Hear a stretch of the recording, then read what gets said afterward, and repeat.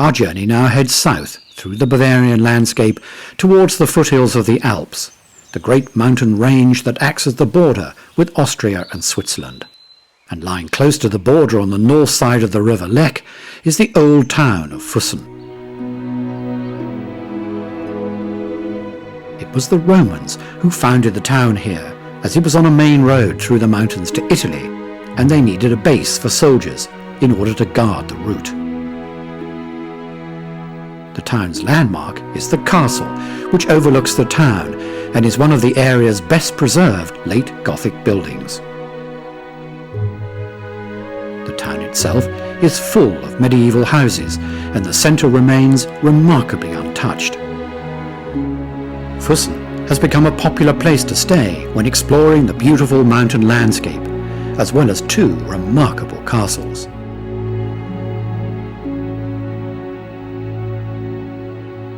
The first is Hohenschwangau, built on the remains of an earlier castle in 1833 by King Maximilian II of Bavaria and his wife Marie of Prussia.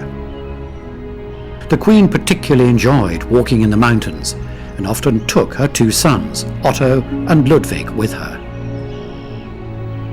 When Ludwig inherited the throne in 1864, he began planning and building one of the most remarkable fantasy castles in the world, less than a mile away from his childhood home, on the site of another old castle.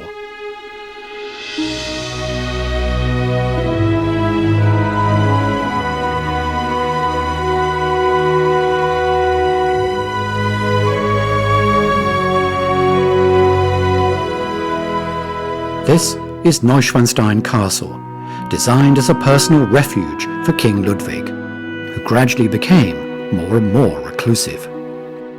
He had become obsessed with Richard Wagner's operas, and in a way the castle was to be an interpretation of his most famous works, Tannhäuser and Lohengrin. Wagner's music made a lasting impression on the young king, and this is a part of a letter he wrote to Wagner in 1868 about his new picturesque castle. It is my intention to rebuild the old castle ruin of Hohenschwangau near the Pollet Gorge in the authentic style of the old German knight's castle. And I must confess to you that I am looking forward very much to living there one day. You know the revered guest I would like to accommodate there. The location is one of the most beautiful to be found, holy and unapproachable, a worthy temple for the divine friend who has brought salvation and true blessings to the world. The cost of the castle was immense and would run to over £100 million today. At various times over 300 workmen would be employed, and often working at night by the light of oil lamps. All the funding came from the king's purse and the money he borrowed.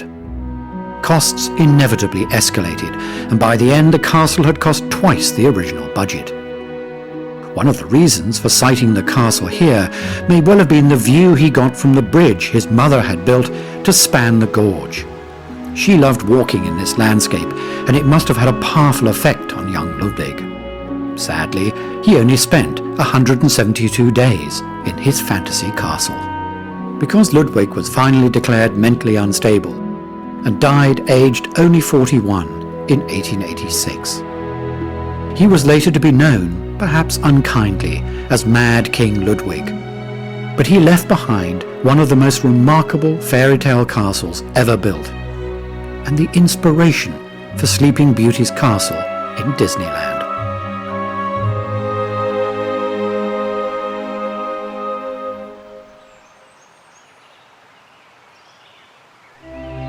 As a child, Ludwig had enjoyed hunting trips with his father, and in a valley not far from his home, he inherited his father's hunting lodge.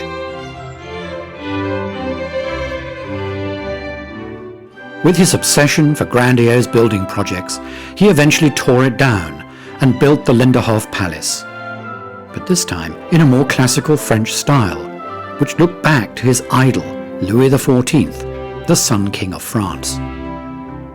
He intended Linderhof, named after the surrounding linden trees, to be like the royal palace of Versailles, but this was never realized, as he later obtained an island on a large lake where his grand plan to match the size of Versailles could be carried out. Later on in our journey, we will see the result. Linderhof may be the smallest of Ludwig's palaces, but it is still an impressive sight.